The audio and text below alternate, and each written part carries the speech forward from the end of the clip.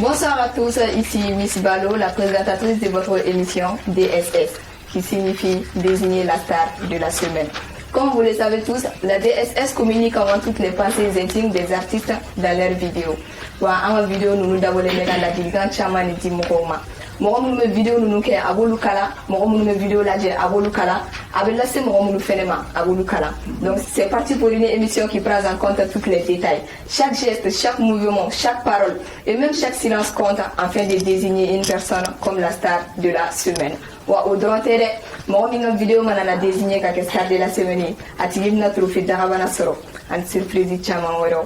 Yana ngata yoro jam, je suis avec mes deux collègues Noé Youssouf et Aïcha.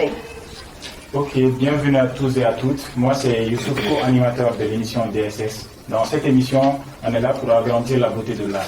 Et dans chaque épisode, nous allons vous proposer 3 vidéos afin de déterminer ce qui peut encore remplir nos critères pour désigner la star de la semaine. Je ne veux pas encore trop monopoliser la parole, je laisse la parole à ma co-animatrice Kobo qui te donne pas Alors, bonsoir à tous. Moi, c'est Aïssata Mouiba. Je suis présentatrice de l'émission DSS.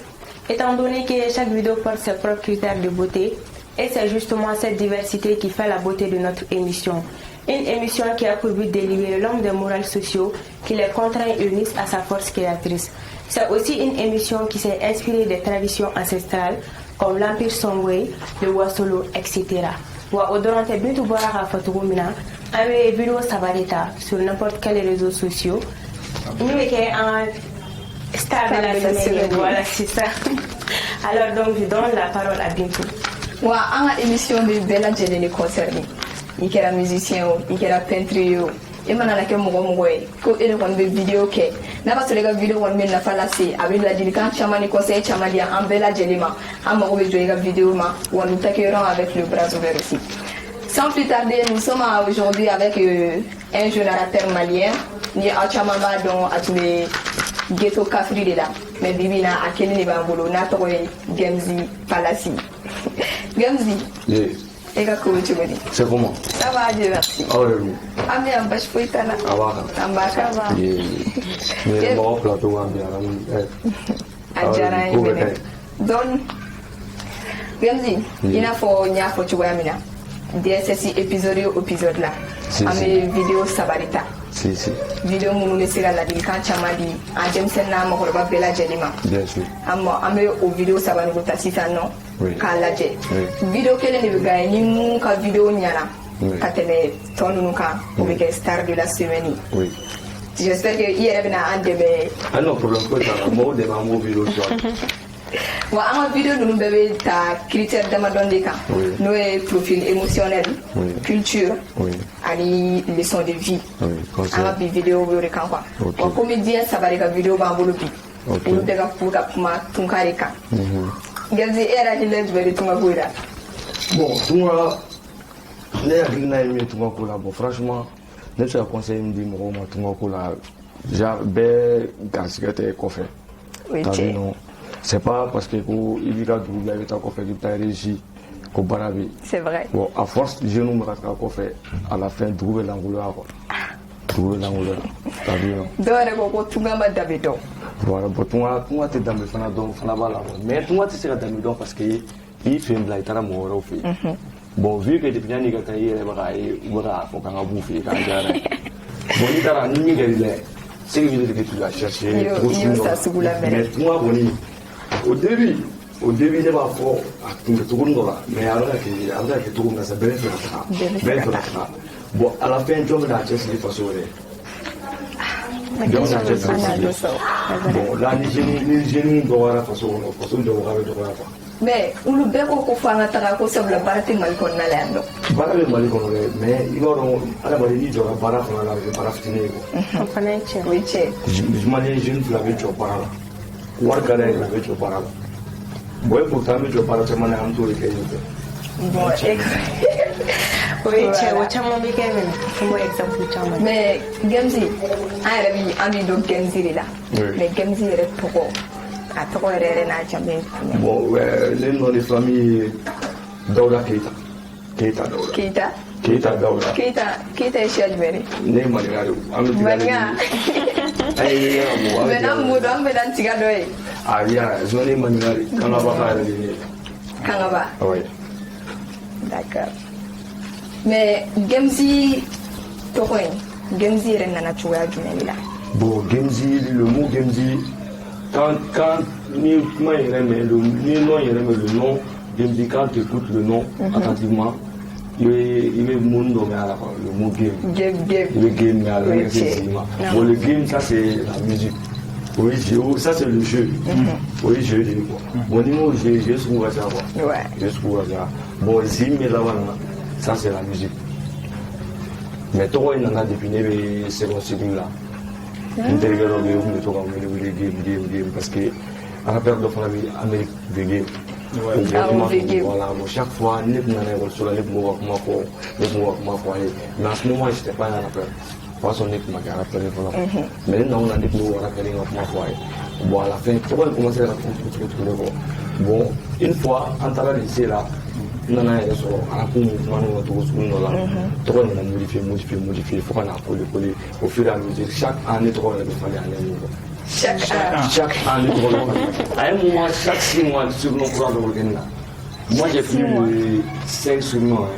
Nous, nous Genzi, mais au Bété, on est battu là. Dans un mouvement, on a battu quoi. Ah, ok. Genzi, Gembe, JB, GPB, Palasibe, Tuakoube, Tuakgodbe, Béni,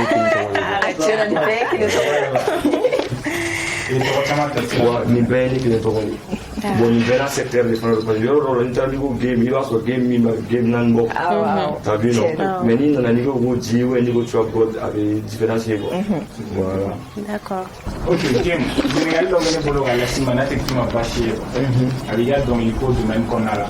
Parce que amena tout ce de la montée la titulation négative. Effectivement. Et puis amé ni phénomène studio ni forme de c'est qui d'ado. Voilà. Peut-être pas chier. Bon là, dès que tu nous dis, à Bali, avec Banab Mala. Banab Mala, parce qu'il y a un concert là-bas, dans le sport là. Bon, après ce concert, il n'y a pas de il y a des gens qui ont fait 6 mois. Il y a un point G, donc Banab, c'est un bon niveau. Bon, après au coffre, il est rétabli, mais à l'oulang, c'est pour moi, permanemment. Mais nous devons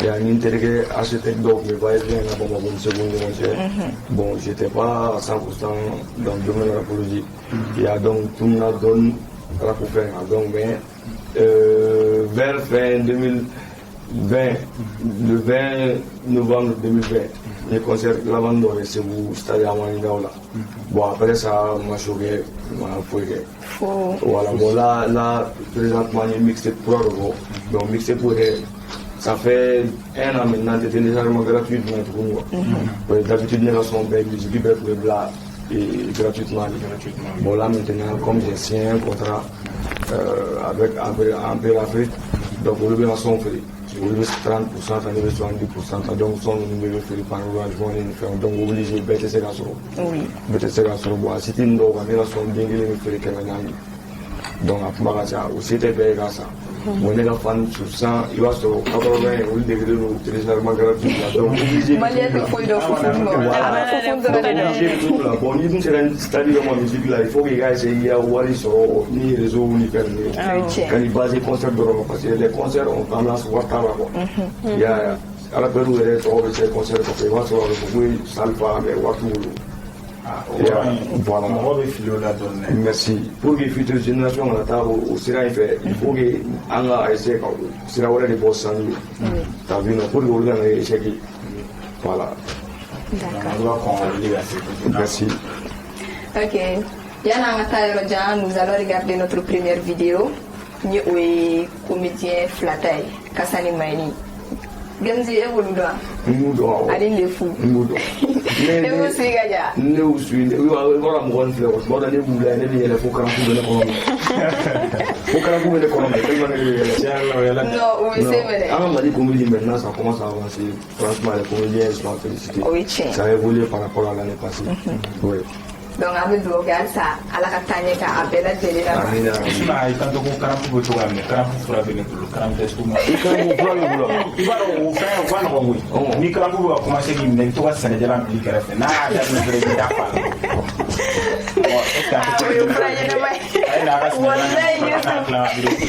d'accord olu bɛ ka kuma tunga de kan an ka jɛ an ka kasa de minɛ ɲɔgɔn video lajɛ ɲɔgɔn fɛ Anshu. Joni bini. Zoroba tenye magaji di angami. Kodi fatela. Itika waka bon tinya kunta ka boneka. Hey. Ojiwa.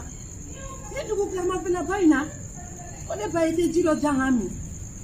Me bajire sama ka shori kono. E asebane nega dala ko bitigire doa. Hey. Ita polsu no fere. Janga ti ote jiro. Ne ba idene rogo nteme senare do ngiga jidi angami se foitenye nimsa jidi ron so kana ko ko ndeye ne de te palo ke kare kono ni erla de wayi kan sanga ne dema ne deme ko ko ti ko fe ni wakati na na gonyo pe bigo uta ah o be se kana ko ne to kala ma to godi kana ko ne de yere ni ko ne de yere ta me ko ku wele waka bon den abe yala tani sigidala ni nye daele sisa no pen me bolite na be mina ma kasare do ah kasare do ma kasa awo kasa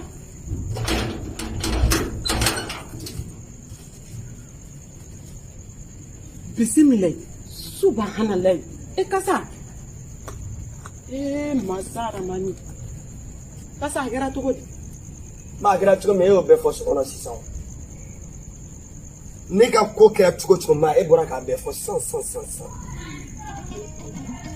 ma e y'a kɛ ne la dɛ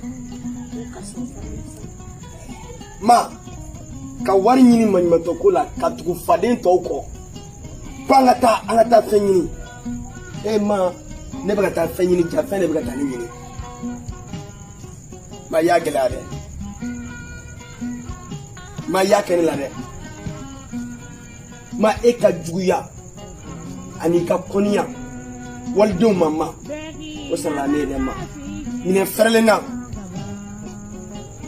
ko juguya in ŋɔni de a bɛ komi a tigi bɛ k'a sigi k'a fɔfɔ a kɔ a t'e sɔrɔ koyi ayi minnu bɛ e kɔ e na kɛ olu de ma sababu jugu ye ma e kana ne ma sababu jugu ye dɛ ko musokolo dɔ ye tori ye n'i y'a minɛ a bɛ sugunɛ kɛ ma ne tɛ tori ye bilen ne ye kolonkisɛ de ne kɛra ketchup de ma.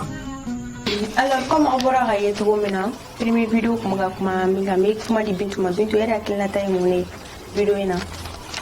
Aisha ne kɔni hakilinata ye mun ye vidéo in na yani n ka kuma daminɛ n b'a fɔ an bangebaga bɛɛ lajɛlen ɲɛna u ka sabali dɔɔni quoi u ka disuma dɔɔni n'u koliji la parce que i n'a fɔ kasa y'a fɔ cogoya min na a ko juguya in kɔni de a tɛ olu sɔrɔ dɛ a bɛ fo i kɔ de a bɛ taga se i kɔ de ma c'est comme i n'a fɔ ɲaman de don quoi a bɛ tugu a bɛ taga se i denw ni i mɔdenw de ma a juguya n'a a fɛngɛ bɛ taga bɔ olu de la n'i y'a ye a ma se ka hɛrɛ sɔrɔ extérieur la a tagara tunga de la n'i y'a ye a ma se ka hɛrɛ sɔrɔ yen nɔ peut-être il s'est dit que ale ba de tun man ɲi donc a bɛ na su fɛ ka na don bamuso kan ka n'a lajɛ ba yɛrɛ ye mɔgɔ suguya min ye fɔlɔ n'a ka sɔrɔ a tun y'a kɛ tilegafɛla la premièrement a tun tɛ kɛ sutura ye deuxièmement a tun bɛna bɔ a kalama k'a fɔ bamuso ye mɔgɔ suguya min ye peut-être a b'a bila a kunna k'a fɔ ko ale ma foyi kɛ mɔgɔ la donc i bɛ taga sɔrɔ nin y'ale bamuso de nɔ ye donc an b'a fɔ an bangebagaw ɲɛna olu ka sabali dɔɔni fɛnɛ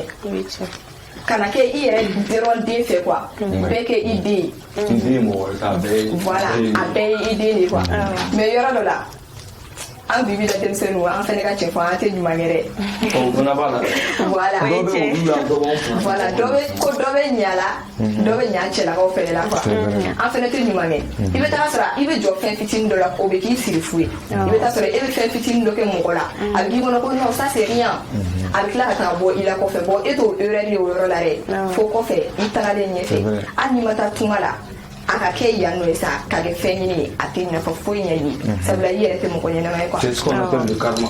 Le karma. Donc o kun ye ne hakilinata ye kasa ni ma ye ni ka ni vidéo ko in na. Problème t'a la Gemsi an bɛ yɛrɛ ɲininka e yɛrɛ ye vidéo in lajɛ i sera i ka faamuyali kɛra mun ye a ko la. Bon ne ye vidéo lajɛ ne ye Mia ani i collègue a bɛɛ point de vue kelen parce que jumɛn de don i den u yɛrɛ b'a fɔ cogo min na n'i m'a ɲɛ i bɛ mɔgɔ minɛ waliden i b'a minɛ ka ɲɛ ka tɛmɛ i ka den na. O ye tiɲɛ. N'i ye waliden tɔrɔ i den bɛ tɔrɔ que ça soit en ta présence ou i kɔfɛ a bɛ kɛ quoi. Waliden kelen n'a fɔ vitiri de n'a nan'i fɛ i b'a minɛ i kɛ cogo bɛɛ la ka na ci quoi. Hali i den ci ka di n'a ye quoi. Bon bi bi na i bɛ taa yɔrɔ dɔ i b'a ye sɛgɛnna i b'a ye du dɔw kɔnɔ u tɛ yen yɛrɛ quoi u tɛ waliden yɛrɛ fɛ quoi. Bon i b'a sɔrɔ a tigilamɔgɔw en général u den tɛ k'u yɛrɛ sago ye quoi. U den tɛ k'u sago ye dɔw yɛrɛ bɛ taa misiri kɔnɔ u seli don o don dɔw saraka bɔ la don o don u den. I b'a sɔrɔ c'est pas la faute à l'enfant. I b'a sɔrɔ bangebaga yɛrɛ jugu de don. Bon parents caman t'a effet ye f'u kɔrɔtɔ la ou bien an ye vidéo la sisan n'u den taara tunga la ni den nana a ma réussi ou bien n'u welela ka den ka malheur dɔ f'u ye u yɛrɛ b'a ye u yɛrɛ la ko franchement den ma fɛn bɛɛ y'olu ye. Bon dɔ bɛ denw fana la nin ye min fɔ an kunkolo ka gɛlɛn dɔɔnin tuma dɔ la quoi. An kunkolo ka gɛlɛn a bɛ fɔ an ye kuma dɔ la ma ta ka gɛlɛn yɛrɛ. mais a ka gɛlɛn parce que a bɛ fɔ ko nin ma ɲi n'i ye nin kɛ i ye karisa tɔɔrɔ nin bɛ sɔrɔ bon a dɔw la ɲɛkun jalen an ma kɛ quoi. Bon après o fana b'an sɔrɔ ɲɛfɛ. Parce que denmisɛnnin dɔw bɛ casque lourd de b'olu kun. Voilà casque nɛgɛma de b'u voilà casque foyi tɛ don u kunkolo fɛ. Ok mais i yɛrɛ ye faamuyali jumɛn de sɔrɔ vidéo in na. Bon ne bɛ se ka min fara a kan dɔrɔn parce que aw ka point i n'a fɔ Gemsi y'a fɔ cogo min na ani Bintu y'a fɔ cogo min na moi je soutiens leur parti mais ne bɛ se ka yɔrɔnin kelen min y'a la ko o yɔrɔ c'est un peu bizarre c'est-à-dire que e bɛ se ka ba défend yɔrɔ la a nana a ma su fɛ bi bi na insécurité bɛ jamana kɔnɔ o ma dogo mɔgɔ si la donc fana fɛ ne bɛ se ka soutenir n'o ye mais a bɛ se ka jalaki ni yɔrɔ min fɛnɛ i bɛ se ka ɲininkali kɛ karisa e ye jɔn ye a b'a f'i ɲɛna n den de don ne den ye jɔn i bɛ se ka thèse appuyer n'o yɔrɔ ye k'a fɔ ko ne bɛ se k'a défendre o yɔrɔ de parce que a t'a dɔn mɔgɔ min tigi don donc forcément hali ni ne yɛrɛ don n'i nana ka na ne ka da kɔnɔ heure dɔ la ne tɛ wuli ka da yɛlɛ i ye dɛ hali ni y'a fɔ ne ɲɛna k'i ye ne furumuso ye ne b'a fɔ ne furumuso dalen bɛ tɔgɔ dɔn. Jamana bɛ cogo min na jama fɛ quoi. Ni kasa tun b'a kɛ tan fɛnɛ de a tun tɛna na ba jugu dɔn cogoya fosi la l'apparence ko l'apparence est trompeuse. pour que mɔgɔ min n'a jugu la f'i ka bala la. Voilà. I y'a faamuya. Ok problème t'a la Gemsi question dɔ tun bɛ ne bolo ka poser kunna n'i y'a mɛn i ni Papɛ ni Suljan ni ɲɔgɔn cɛ n bɛ fɛ i k'i da mago o la ghetto kɔnɔna na dɔɔnin. Flanou, Papi ni Suljan. Ouais bon ils ont passé chez moi ils m'ont mis là.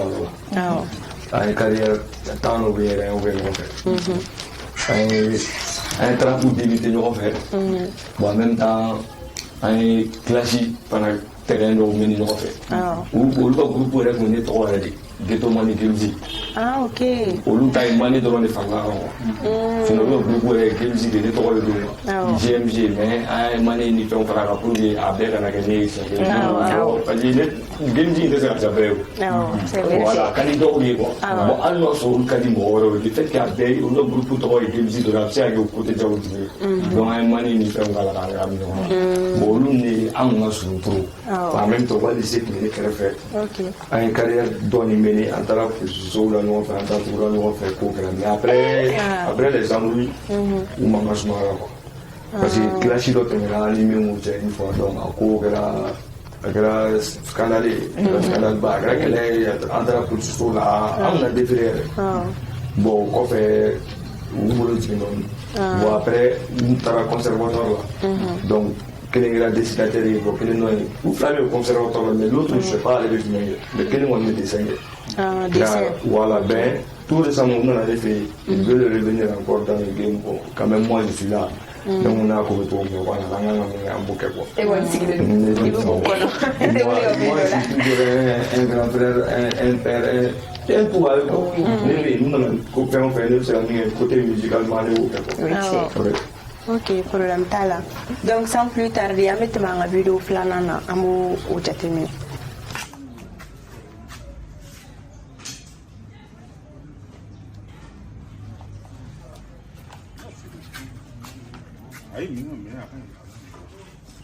Il va y aller. Il y a un batterie ou va-t-il la tirer. Allah au revoir. Chérie. Il est ami. Hey. S'il vous plaît. Ça peut être ta aventure là. Ni a santa ani quoi. Comme nous souffrons qu'à ton quoi. Qu'à frassi nene mounou. Qu'à frassi qu'à neige mounou. Qu'à chifoyer pour nous casser qu'à au ballon. Il faut mobili. Comment on mobili ça là.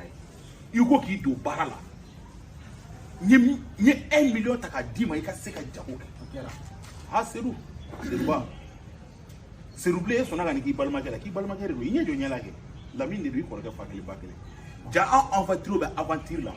Ja ni ni nyona ja ne fumuso ani doke. Vous le beka. Allah alors comment vous avez tout maintenant ni fana en comédie mere no e clabay obebado abe dongida en même temps avec comédie fana chamanke isu ere e vidéo ne je e ga famille likera moni apola bon mais bon franchement c'est la fois la réaction nationale excessive trop parce que ni franchement donga gele mo ko le faire mais il c'est la vie pour na foko il ta la tire ni jamana werega ka fo ki wa la kana su ki dogole le kila fo ko ni muso fene ga jena ni fensu tu vois bon ni ne ko ni ga na réagir fensu la ne be muso folo ne ba fo ko ko ki te ta na to la wala do ni abe dum mo na mo du to abule ama fo ga ko ni 1 million dama mais 1 million re dama ka continue ka baraka yere mais ne ko ni allez so bébé ni na no ko do ni mais na so e dale e wa be pale be ko ga ko di sa ok problème t'as la gamesi bon ne on analyse non la vidéo ni bon n'était yoro no la min taratuma la ne va aller que petit fille yoro no la parce que yoro chama fana de taratuma la depuis nous sommes fruit don folomna kana dugu je no tara français oni muso ka ɲɔgɔn ye u bɛ wana i b'a sɔrɔ dɔw a bɛ san tan bɔ tiɲɛ don a bɛ mɛn mara ye b'a fɔ muso de fana don yirikun tɛ o n'a ma ɲɛ i y'a furu e b'a dɔn i kan ka den ni fɛnw sɔrɔ a fɛ bon n'a ma ɲɛ ko e tɛna se ka segin ka na au moins ne taara e ye san 1 san 2 kɛ i jilaja i ka waliden nata bon n'i ma ala ta n'i ye san 10 kɛ tunga la bon franchement muso de filɛ e yɛrɛ muso de i bila place la i y'a jateminɛ en tout cas mais min ye ko i nan'a sɔrɔ fana i wolo dɔgɔnin a kɛra i balima ou fɛn dɔ o fana la je trouve ça un peu dépassé sinon dɔ bɛ ale la ale min bɛ n ka kɔfɛ minnu fana bɛ na dɔ b'olu fana la parce que y'a dɔn fana n'i t'o ye fɛ fana ko i bɛ confiance da mɔgɔ kan yan confiance mɔgɔ de fana bɛ ɲini o de fana man ca ne o de man ca bisu e yɛrɛ ye mun faamuya vidéo in na Aïcha n'a fɔ Gemzi bɔra k'a fɔ cogoya min na dɔ bɛ ninnu fila bɛɛ la mais ne bɛ segin tuguni ka na muso de kan parce que n'i y'a ye k'a fɔ hali a bɛɛ bɛ nin kuma kelen de kan dɛ n'i y'a ye k'a fɔ bi bi in na denmisɛnninw tɛ ka hali hɛrɛ sɔrɔ extérieur la kɛ i bɛ taa sɔrɔ bamuso bɛ nin ko sugu dɔrɔn de la yan nɔ parce que u b'a bila kunna k'a fɔ ko non mon mari n'est pas là donc je suis libre de faire ce que je veux alors que furu dun de bɛ aw ni ɲɔgɔn cɛ la voilà imagine malgré que tilaba tɛ foyer kɔnɔna la a y'i kalifa a dɔgɔnin de la a bɛ i kɔni mana na diɲɛlatigɛ fɛn fɛn fɔ voilà o y'a jeli ye quoi donc danaya bɛ yen nɔ a y'i kalifa o de la i mana na diɲɛlatigɛ fɛn fɛn fɔ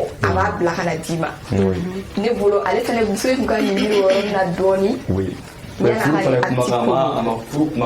a m'a bato o la ni a kɔlɔlɔ bɛ yɛlɛ denw i y'a faamuya a bɛ yɛlɛ denw fɛ directement hali n'a b'a sɔrɔ i yɛrɛ ma fɛn kɛ hali n'a b'a sɔrɔ i ma jugu malgré que e bɛ nin ko sugu ninnu de la o ye diyagoya a bɛ yɛlɛ denw fɛ voilà o kɔni o ye ne hakilina ye furu barika yɛrɛ tɛ bɔ a la a bɛ furu barika bɔ a la dɛ wa o dɔrɔn tɛ dɛ i b'a dɔn yɔrɔ dɔ la fɛnɛ kɛ cɛ tɛna se ka muru da dennin kan na k'a fɔ karisa n'i ma nin kɛ n bɛna nin kɛ ta la n bɛna nin kɛ ta la a tɛna se k'i faga voilà donc yɔrɔ dɔ la a dɔ jara dennin yɛrɛ fɛnɛ de ne kɔni bɛ se k'o de fɔ bon i b'a dɔn fɛnɛ hali n'a dɔ jara ye fɛnɛ cɛ bɛ kɛnɛ mɔ munna i bɛ t'i ɲɛsin dɔgɔnin ma munna balima de o de ye ko in voilà bon ne yɛrɛ yɔrɔnin sugu mais i b'a dɔn nin action sugu fana la an t'a fɔ ka b'o yɔrɔ fana ta tuguni encore déjà n'a ma ɲɛ k'a kɛra tan Ni balma ko kɛnɛma mɔgɔ wɛrɛ a ka kɛ balima fana ye fɔlɔ ko sa kɛnɛma mɔgɔ fana A que mi parce qu'elle va se dire que l'instant se lave en famille. Voilà. Au cours de quelque chose par là, au banc par là.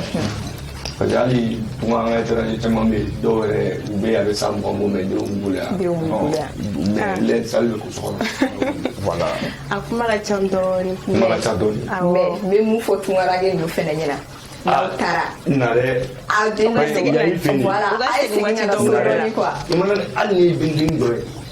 Ite se ka sabara la. O be sabara la cogo. Mais a caman fana i bɛ taa sɔrɔ muso minnu b'u bolo yan yɔrɔ la o dɔrɔn t'u bolo n'u taara extérieur la u bɛ muso wɛrɛ de furu fana. O bɛɛ pour que u bɛ se ka papier de sɔrɔ. Papier pour des. Voilà donc u b'u empêcher u bɛ ɲina ɲamɔgɔw fana kɔ. Alors que la femme a besoin, la femme en a besoin. Aïcha, o tɛ ɲina naka de bɛ bonya ka taa fɛ. U b'a fɔ ko non ni dɔɔni farala nin kan min na ni dɔɔni farala nin kan min na a bɛ tila ka kɛ k'u a bɛ taa k'u yɛrɛ bolo dan quoi. Voilà. Problème t'a la n y'a faamu donc Gemsi ne bɛna question wɛrɛ poser i kunna an y'an ka n tun bɛ fɛ k'i ɲininka min diyara i ye maman le succès ka kow la min yɛrɛ i ti kɛ ni aw bɛ ɲɔgɔn fɛ RB a bɛ mouvement ni fɛnw kɛ n bɛ fɛ k'i da mago la dɔɔni dɔrɔn fana awɔ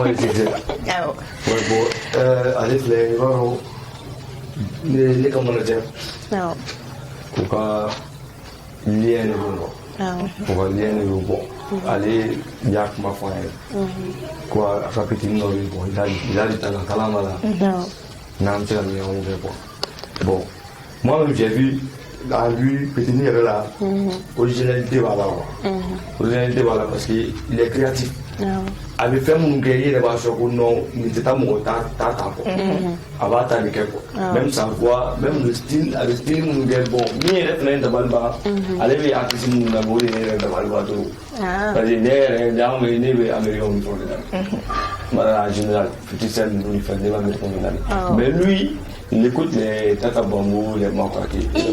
Voilà, bon, il faut ça.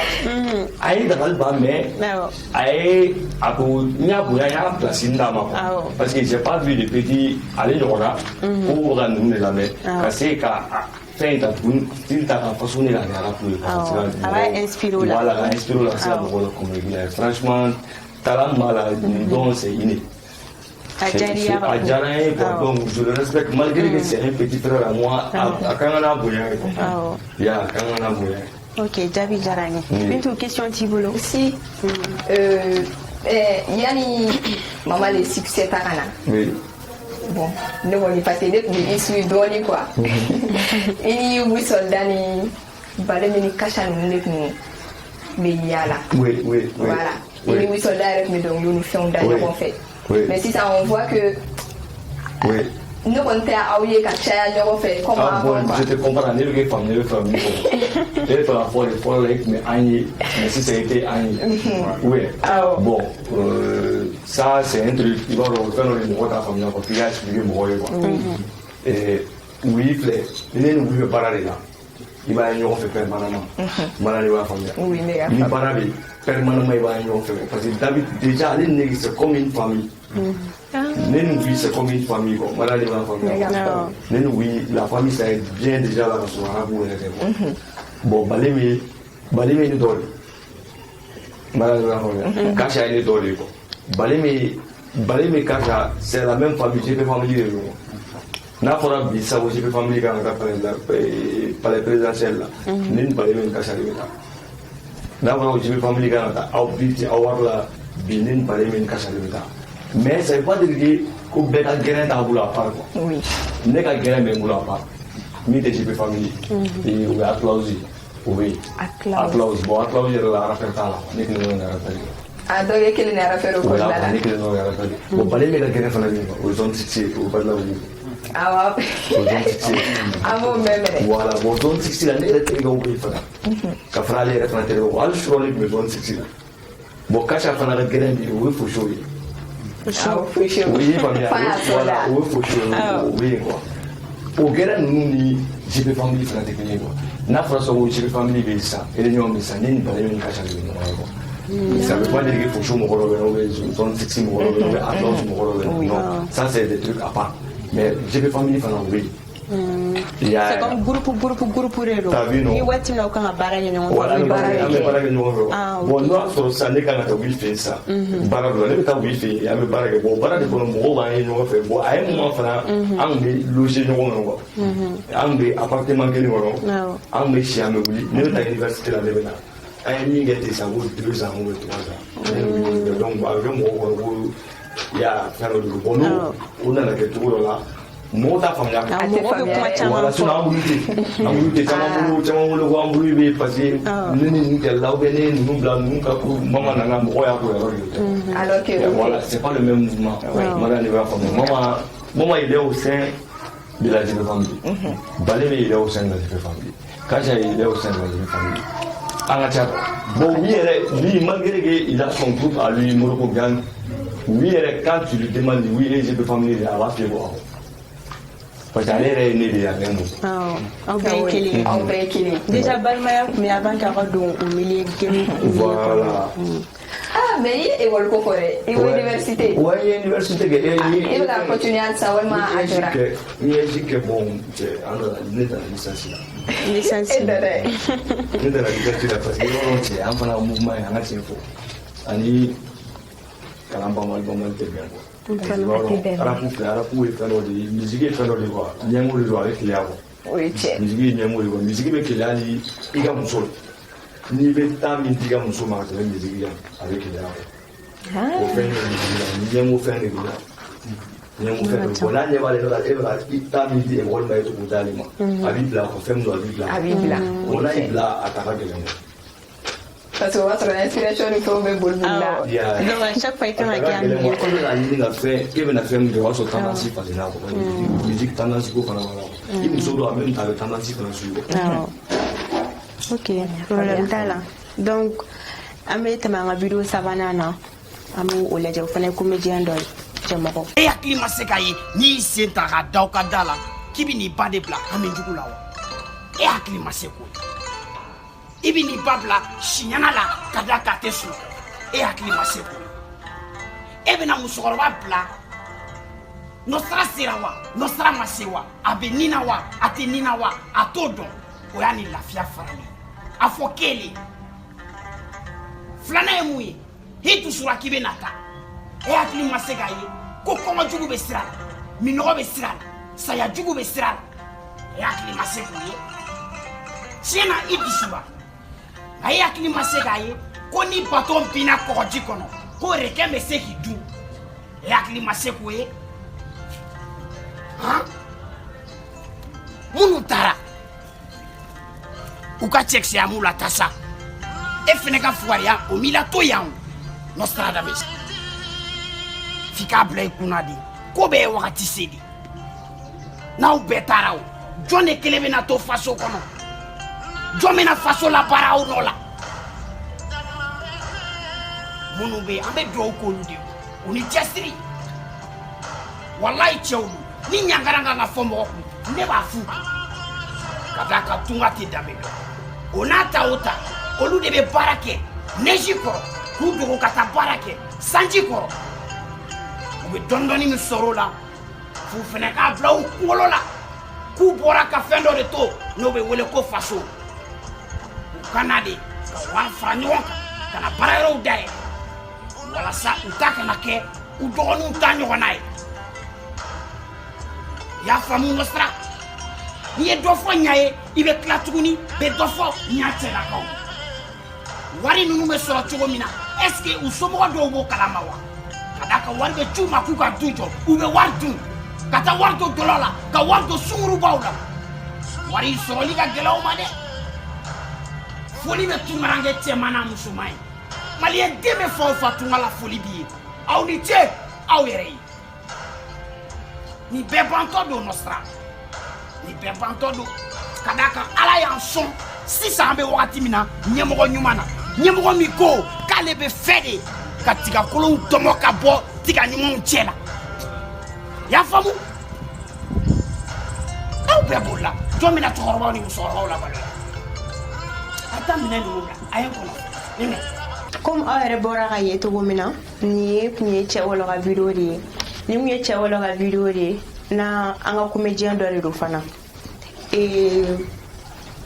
Gemsi mun bɛ fɛ k'i ɲininka i ye video in lajɛ i ka faamuyali kɛra mun ye tuguni ouais bon i b'a dɔn tuma ko ni ka bin jeune dalama bɛɛ bɛ fɛ ka taa i b'a dɔn bɛɛ bɛ fɛ ka taga mun na ne ni nin bɛ ɲɔgɔn kan ne y'a miiri ko taara tuguni ne fana bɛ fa kari yɛrɛ ka ɲɔgɔn ka taga bon ka taga fɛn min sera e t'a dɔn quoi ka ɲani min sera e t'a dɔn aw bɛna tɔnɔ degun min aw ɲɛ la e t'a dɔn quoi bon de fait que min don wa taa somɔgɔw t'a dɔn u bɛna bɔ a kalama hali n'o jɔyɔrɔ yɛrɛ fɔlɔ o b'a to e ɲuman kisi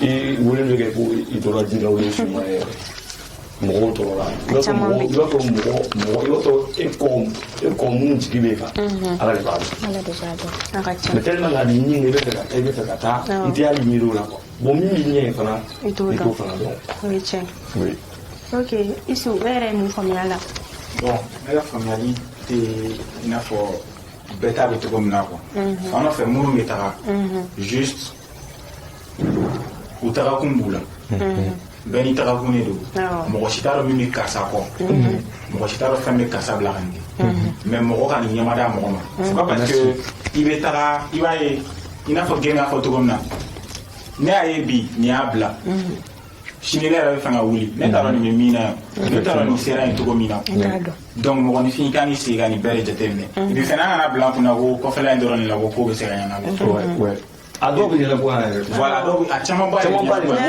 dɔ fɛnɛ bɛ yen nɔ ko i b'a dɔn wari tɛ jamana kɔnɔ cogo o cogo jamana kɔnɔ denw fana n'u cɛ sigi a bɛ ɲɛnabɔ président bɛ se ka yala ka wari di bɛɛ ma ou bien hali ni président yala ka wari ni maliyɛn bɛɛ la kelen maliyɛn ka problème ko k'a ban ni yɛrɛ bɛ wari di mɔgɔ ma fu don o don a tigi a tɛ se ka sɛbɛn dɔn yanni ka jɛgɛ di mɔgɔ ma k'a bi i b'a dege amnesty la don na ni tɛ yen a bɛ se ka minɛ en parlant de wari ko in yɛrɛ c'est-à-dire o wari min yɛrɛ don tagali la fɔlɔ voilà o yɛrɛ bɛ se ka ko dɔ n'i y'o wari fara ɲɔgɔn kan i bɛ se ka ko kɛ i bɛ se ka bɔ nɔgɔ la n'a ye quoi il ne faut tout le temps dire que kɔfɛla ye ne de dɔrɔn de kɔni bɛ ne bolo. ok bien e yɛrɛ min faamu. Aisha ko bamananw bɛ kuma dɔ fɔ ko yanni k'a ɲɛ mɔgɔ wɛrɛ k'i k'a ɲɛ i yɛrɛ ye fɔlɔ o tɛ dɔwɛrɛ ye yanni k'a fɔ k'i bɛ taga a ɲɛ faso wɛrɛ i bɛ a ɲɛ i yɛrɛ faso ye fɔlɔ n'i y'a dɔn k'a fɔ k'i ta ɲɛna i bɛ se ka taga kɛ dɔwɛrɛ ye an bɛɛ b'a dɔn bi na jamana bɛ cogoya min na c'est vrai certes wari tɛ yen nɔ mais cela veut pas dire que bɛɛ ka taga extérieur la k'i bɛ taga ɲɛɲini kisɛ i bɛ taga sɔrɔ u bɛ baara min kɛ yen fɛ dɛ hali u t'o tila kɛ a dɔn dɔw bɛ baara 4 5 kɛ baara 4 5 tile kɔnɔ i bɛ 1 kɛ bɛɛ garisɛgɛ tɛ nafolo sɔrɔ ye quoi voilà bɛɛ dakan tɛ ka taga k'i bɛ taga extérieur fɛnɛ na k'i bɛ taga nafolo sɔrɔ yen nɔ e bɛ taga i yɛrɛ y'a fɔ cogoya min na dɔw bɛ taga ala u t'u sara u somɔgɔw la u b'u ka kasaw dɔw kunna suko ni dugujɛ tɛ dɔrɔn piriw u bɛ taa wari ɲini na somɔgɔw t'a dɔn somɔgɔw yɛrɛ tɛ ba yɛrɛ fɔlɔ parce que o de ka kamanagan ka jugu ni bɛɛ ta ye voilà a bɛ an bɛ ni degun min kɛ fɔlɔ elle va se dire que ne den bɛ mun de la ye a bɛ cogo di hali a hami bɛ dɔw faga a dusu ka bon voilà a dusu ka jugu a kuma ka ca quoi voilà o dɔrɔn ne kɔni tun bɛ ne fɛ ka fɔ ni vidéo ko in na parce que cɛ wɛrɛ la a ka vidéo in kɔnɔna na a bɛ ka conseil di jeunes fana ma jeunes ka wuli k'u cɛsiri u ka jamana kɔnɔna na voilà yanni i k'a fɔ i b'a kɛ mɔgɔ wɛrɛ ye a k'i ka jamana ye fɔlɔ n'an bɛɛ wulila k'an cɛsiri ka dɔ bɔ teba wuli ni baro kuntanw na an bɛ se ka fɛn caman ɲɛ an ka jamana ye donc jeunes vraiment aw ka wuli aw k'aw cɛsiri ne kun bɛna question wɛrɛ poser kunna Gemsi ne ka question a kana caya ma ok donc e bɛ se ka conseil jumɛn de di jeunes ma tunga la taga in yɛrɛ la globalement bon i b'a dɔn ko ye min ye dɔrɔn quoi foyi tɛ faso bɔ quoi ne bɛ se ka min fɔ jeunes ye foyi tɛ faso bɔ quoi i b'a dɔn yan nɔ an b'an mako bɔ fɛn minnu na yan quoi olu de bɛna rapporter dans les jours à venir quoi o jeunes b'an bɔ olu fɛn ninnu de la quoi ça c'est o ye foroko ninnu bagan marako ninnu jeunes b'an bɔ olu de la bon j'ai remarqué même jeunes kelen-kelenninw b'a commencer ka u introduire o fɛn ninnu na voilà domaine kɔnɔ bon là maintenant dugukolo ni bagan mana kɛ cogo o cogo olu tɛ se k'i bila o olu tɛ se k'i bila o wari min b'anw fɛ yan a tɛ yen fɛ o ressources m'anw fɛ yan a tɛ yen fɛ o Bon, voilà les jeunes, les jeunes fait. Les jeunes où se voient vous diplômés, j'ai pas d'emploi. Bon, Canada a des beaux quoi. Il sait la parade de l'école diplôme, tu veux. Tout dépend ambition, mais la motivation, évidemment. Est-ce que tu as vu non? Les jeunes ou ambition, ni. Bon, courage, tu as oui. Où est la parade de le sous-métier? Balamako Balala. Tant que bara kɔni bɛ ka dɔ sɔrɔ a la a bɛ se ka kɛ i bɛ jɔ baara in na mais ni i ma jɔ a la n'i y'a minɛ ka ɲɛ le jour à venir i bɛ sara ba sɔrɔ. Mais bɛɛ bɛ fɛ ka na dɔrɔn ka na miliyɔn ba sɔrɔ ka fɔ ne bɛ 15 millions 10 millions sɔrɔ a ka projet la. Argent facile. Il n'y a pas d'argent facile. Il n'y a pas d'argent facile. Argent facilité f'i ka sɛgɛn de ka wari dɔ ɲini denmisɛnnin cɛ i ma sɛgɛn ka wari fɛn fɛn ɲini kɔ wari yɛrɛ i tɛ se ka valeur don o la o wari i tɛ se ka baara yɛrɛ kɛ n'o wari laban t'a wari la donc ne kɔni b'a ɲini jeunesse fɛ u kana na ko in bɛɛ kɛ kɔgɔji kɔfɛla ye quoi parce que hali sisan diɲɛ bɛ ka taga cogo fɛ kɔgɔji kɔfɛ mɔgɔw bɛ ka ɲini ka na anw fɛ depuis o kan ka la éveiller o kan ka lasɔli ni m'anw fɛ yan a tɛ yen an bɛ se ka min kɛ yan n'a y'a kɛ yan a b'anw yɛrɛ nafa n'a m'anw nafa a b'an denw nafa n'a m'an denw nafa a b'an mɔdenw nafa. Ok. En plus, vidéo in kɔnɔna na fana i b'a ye cɛ wolo bɛ kuma cogo min na ani but bɛ taa ni ɲɔgɔn ye ala ka hinɛ na an ka artiste ba dɔ de ka musique b'a kɔrɔ n'o ye Makala Kamara ye an ye fɛn ka vidéo fana lajɛ Kasha ka vidéo fana lajɛ o kun ye Molibali ka son ye an ka artiste baw yɛrɛ de don donc ala ka hinɛ u bɛɛ la k'u da yɔrɔ sumaya a kun ka di n ye an bɛɛ ka wuli an kun ka 1 minute de silence bila u ye voilà.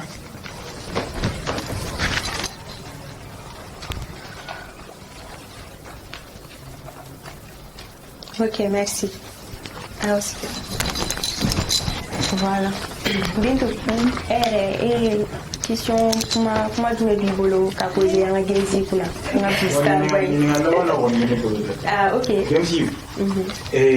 C'est-à-dire que ça la menace na tout oui. Il va y musique tout même qu'on par au village et tout ça. Mais nous games il y a passe-temps du même les games il y a loisir et n'a pas la fauche. Ça y est, c'est nous avoir les là. Pasta ni regalé au Brésil. Mais pasta. Bon. Ni était la musique baraka donc il décide au coup de la niveau là.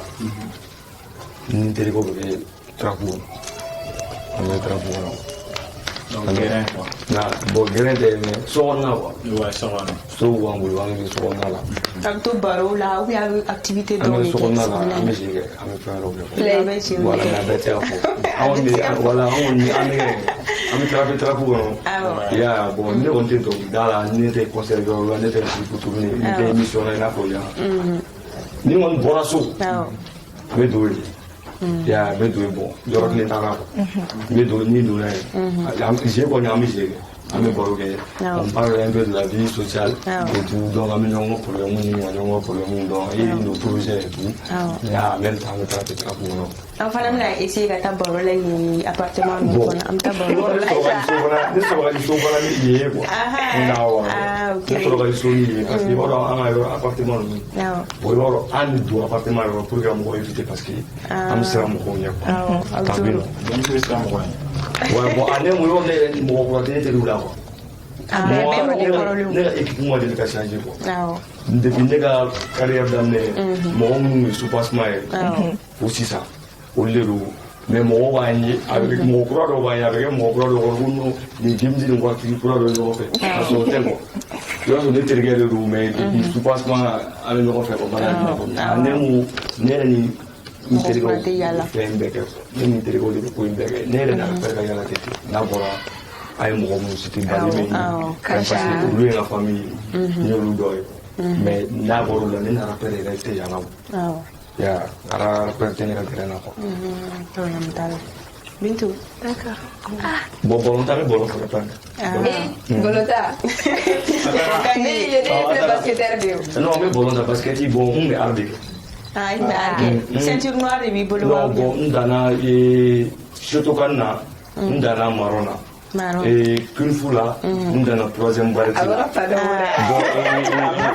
avec la démonstration et box style là ma me on la cause ma de moi voilà mais ma essayer parce que tu es do non ma parce que ma son parce que on est côté ça Ah, et quoi tu sens? On est quoi? Sinon, t'as une bille à basket. T'as une parce que dis nous il va parce que dis concours là. Oui, tiens, parce que je vais prendre une cake. Avec G-Port. Voilà. Aïwa, il y a un dicton qui dit si tu oublies d'où tu viens, tu ne sauras jamais où tu vas. C'est vrai. Ou t'es tiens à Gabon. D'accord. En bas de match, mana musulman au benichi à Kalamelila, bi débat tout karika. En vidéo nous bella jeli kofe, amnana à la Jessisano, Mugomikera, en star de la semaine.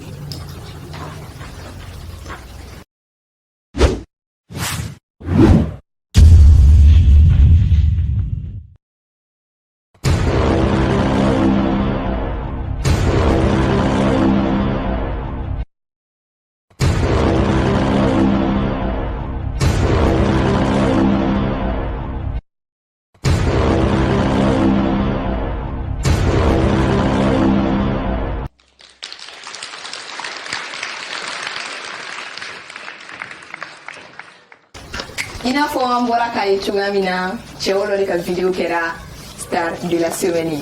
Donc on dit félicitations à Tchéolo d'avoir gagné notre trophée de la semaine. On a bien invité pour nous faire Noé Gamzi. On le remercie aussi d'avoir répondu à notre invitation. Voilà, comme Akita. Abonnez-vous pour l'Amélie Jarani vraiment. Donc on me fait également un freestyle fiti de l'enfant. Allez, c'est anw bɛ kanton kɔnɔ ni ka maganɛw bɔra galère kɔnɔ negesi mun b'i kɔnɔ ma kɔnɔ bɛɛ na i b'a kɔnɔ kalabanciw de don n ŋaniya jɛlen tɛ ko nɔnɔ an bɔra bɔlɔ de kɔnɔ wa an bɛ pan bi i ko kɔnɔ semasi murutira kawjim dégagera bandaw dégagera i bɛ ka réclamera manu tɛ kelen ye mabutogo dɔ sinɔ i bɛ rafale ya oji cartel bɛ ka ti papapapa kɛra yan rupture tɛ anw fɛ yen bɛ fɛn dɔ bɛ yan saisie kɛra frontière la a bɛ laban dabalani na go bɛ ka trottoir kɛ elles n'ont pas le choix riwa ɲini tɛ ko kelen ye c'est pas une seule voix mɔgɔ tɛ mɔgɔ la gosi yan dans la rue y a bien des lois GPG Family Gang star de la semaine plateau an nana ye kelen